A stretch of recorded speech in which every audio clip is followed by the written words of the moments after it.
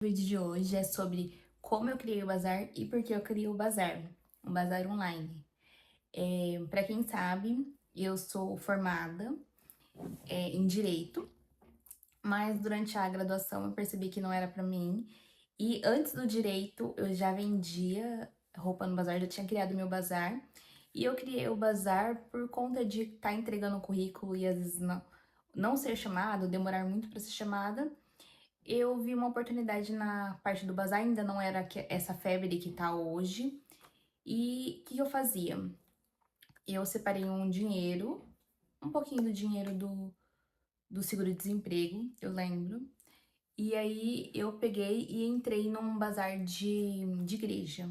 Esses bazar que tem, pode ser em centro espírita ou eu vou mais em centro espírita e igreja católica, é o que tem mais bazar atualmente, próximo da minha casa. Então lá eu comprava a peça, eu dava uma curadoria na peça, seja costurar, não onde tá descosturado, não rasgado. Lavava, passava e eu postava na internet. Então eu postava nos grupos de Facebook e isso começou a me gerar uma renda bem interessante. E depois de um tempo, falei assim, ai, vamos ver se o direito é pra mim mesmo. E aí eu prestei alguns concursos para parte de estágio e eu acabei passando, então durante a graduação ela foi meio que esfriando. E aí no final da graduação ela foi esquentando novamente, por conta que eu já sabia que não era o que eu ia seguir. Então eu comecei novamente. Então o porquê era porque às vezes eu entregava o currículo e na época quando eu estudava, ser uma estudante de direito poderia ser uma revolução na empresa, ou tinha alguma coisa de errado e talvez não era interessante para a empresa estar contratando. E isso era diversas empresas, seja escritório de advocacia a supermercado. Ninguém queria. E aí eu vi como uma oportunidade de estar fazendo isso. Já que eu gostava de ir em bazar, mas antes eu ia em bazar para comprar coisa para mim. Aí depois eu passei a comprar roupas para revender, roupas que estavam mais em alta, que tava procurando, ou modinha, até mesmo vintage. E aí eu comecei a fazer dessa forma.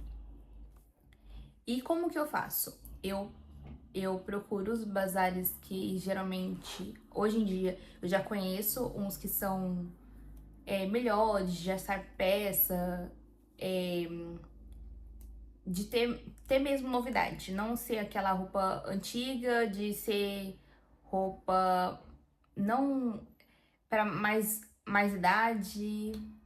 Uma roupa que seja mais o meu estilo, ou talvez faça o estilo das minhas clientes.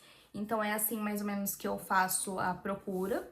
E eu procuro também por marcas, talvez as marcas que estão em alta, Zara, Farm, que o pessoal tá em busca. Recentemente também eu peguei Cantão, eu pego bastante Hering, porque a Hering ela tem qualidade na peça, geralmente peças de linho, então eu gosto de peça mais estruturada, que acaba dando um ar mais sofisticado, fica mais interessante de vender. Dá pra montar uns looks bem interessantes. Então eu acabo fazendo isso e hoje ela é a minha principal fonte de renda. Então eu acabo vendendo bastante. Eu também me cadastrei na plataforma Enjoei. E por um tempo eu não vendi. Eu vendi acho que uma em 2000, acho que 2013, quando eu abri a plataforma, mas por não saber mexer, porque tem a parte de peso quando eu envio, né? E aí eu acabei postando um patins do meu filho, e o meu filho. Não era 2013, não, era.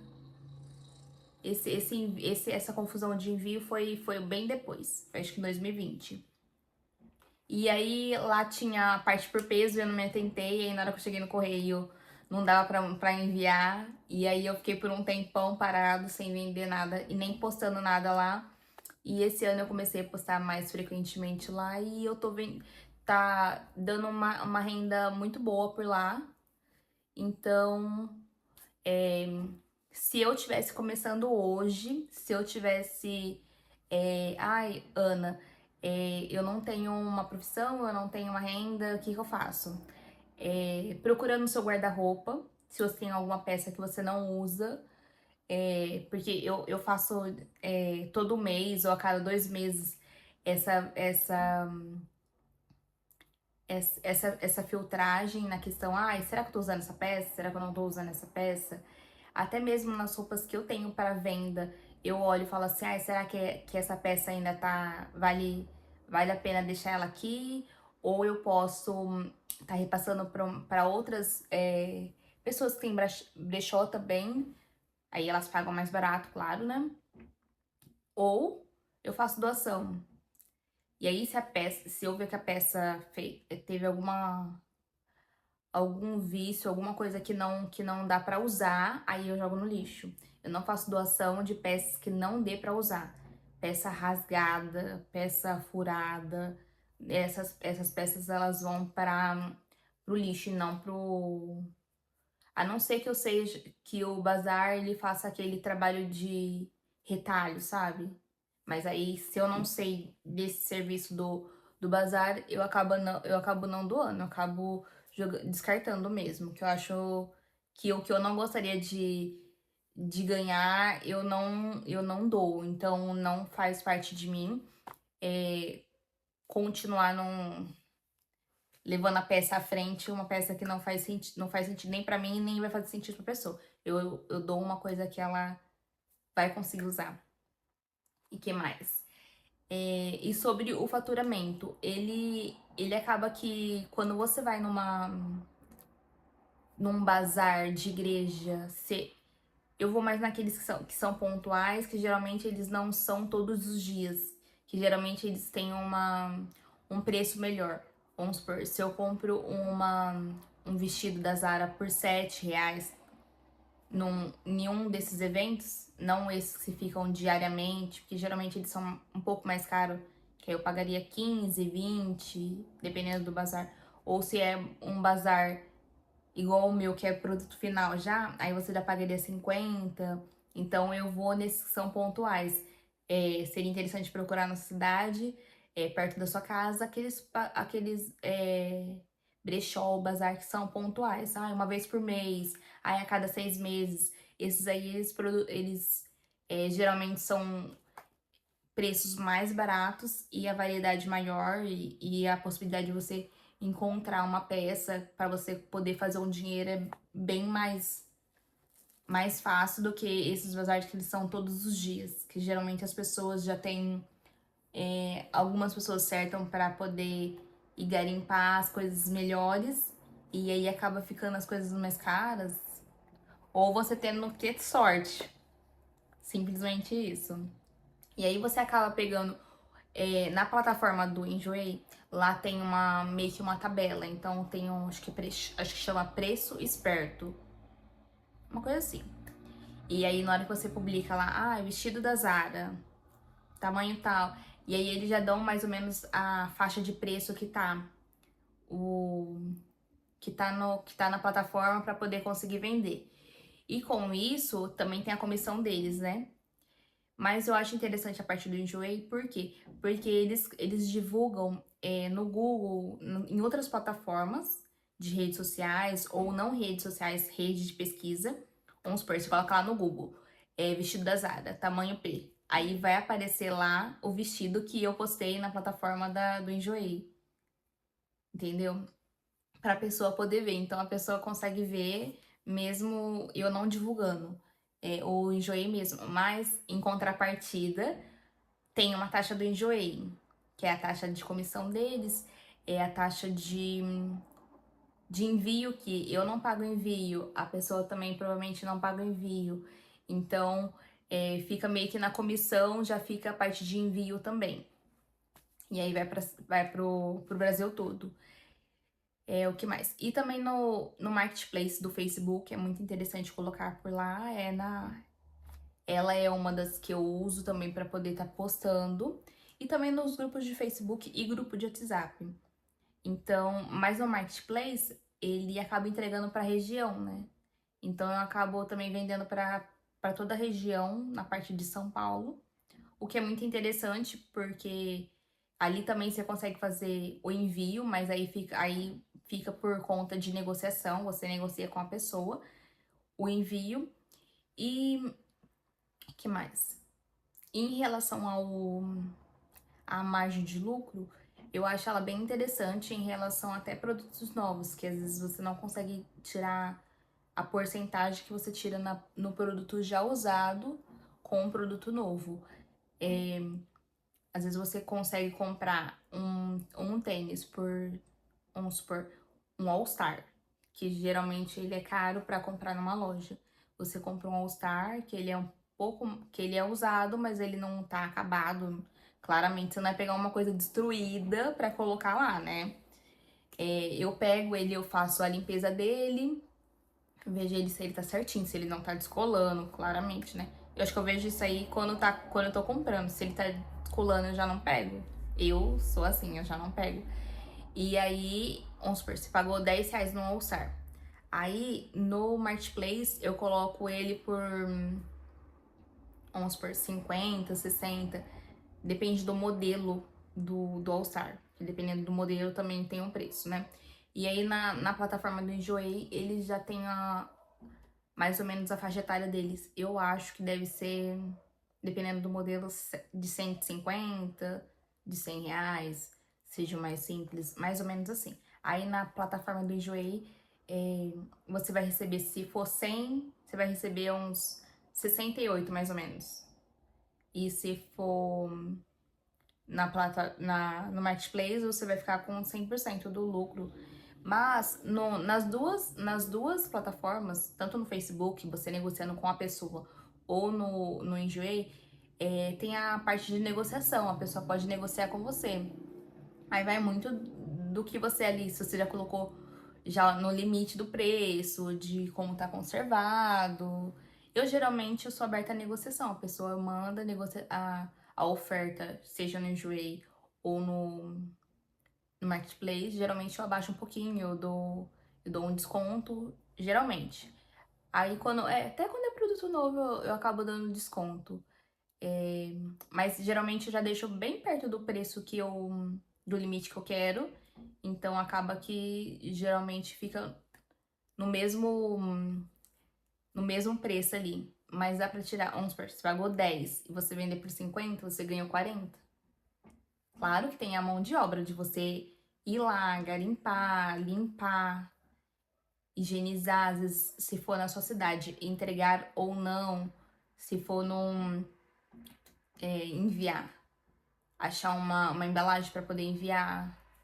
Geralmente as pessoas pagam o envio, então fica por conta do comprador, ou a parte do envio. E já no Enjoei fica por conta da comissão que o Enjoei fica, né? E aí acaba que você acaba não pagando. Na hora que você tá já colocando na plataforma, você já sabe o tanto que você vai ganhar. Então fica mais ou menos atenta a isso. Então tá aberta se você estiver aberta a negociação, aquele valor vai diminuir um pouco. Não vai diminuir também muito, dependendo do valor, né? Então é isso. Mas se eu fosse deixar uma dica hoje, principalmente para mulheres ou mães, pessoas que às vezes não tem tanta. Não pode ficar presa num serviço e tem que cuidar do filho ou levar um médico, alguma coisa assim, não consegue ficar fixamente das 8 às 6, ou sei lá, tem alguns serviços também que são até noturnos, né? Eu indicaria começar um bazar. Então, eu procuraria primeiro no meu guarda-roupa, procurando peças que eu não uso, peças que não servem em mim. Eu tirei muito, quando eu emagreci, eu tirei muita peça. Eu não comprava muito, mas eu também não encontrava muito no bazar. Então se eu tinha algum evento, se eu tinha alguma coisa, então eu tinha que ter um shortinho, eu tinha que ter uma calça, eu tinha que ter camisetas pra mim. Então eu tirei todos esses tipos de roupa, vestido também. E eu coloquei tudo na parte de. Claro que eu fiz aqueles montinhos: doação, venda e descarte, né? E primeiro eu fui no meu guarda-roupa. Então eu começaria pelo meu guarda-roupa, depois eu procuraria bazares próximos à minha casa, poderia até bazar de igreja, bazar fixo. Vai lá dar uma olhada, que vale a pena às vezes dar uma olhada, você olha alguma coisa. O pessoal gosta, pelo menos na plataforma Enjoei, eles gostam muito de roupa de marca, então às vezes acaba se encontrando alguma coisa. Claro que você não vai encontrar o bazar inteiro de marca, né? Mas às vezes você acaba encontrando alguma coisa da Nike, Adidas, Farm, que mais? Cantão. Eu gosto muito da Hering também. E a Zara também é muito importante, é muito interessante na parte da plataforma Enjoei. Então acaba que você tem um ganho maior.